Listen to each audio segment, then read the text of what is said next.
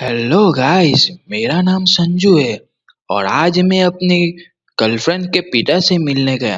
तभी बेटा संजू, मैं तुम्हें एक बात बड़ी गौर से समझा देता हूँ। मैं नहीं चाहता कि मेरी बेटी अपनी पूरी जिंदगी एक मूर्ख इंसान के साथ गुजारे। बस अंकल, इतनी सी बात है, इसलिए तो मैं उसे यहाँ से ले जाने के लिए आया हूँ। What? How could you say something? बेटा लैला, मेरे वहां से चप्पल लाटो, इसकी चमड़ी उधेड़नी पड़ेगी। को जरा सबर करो, बोला धक्का मुक्की। संजू, ये तुम क्या बोल रहे हो? पिताजी गुस्सा हो जाएंगे।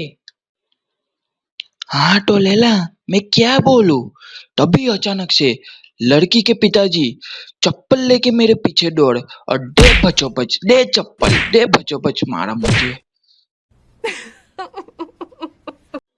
तो गाइस, जाते जाते मैं आपको एक बात बताते हुए जाता हूँ कि अपनी जिंदगी में काबिल बनो, कामयाब बनो, ताकि ये दौर देखना ना पड़े।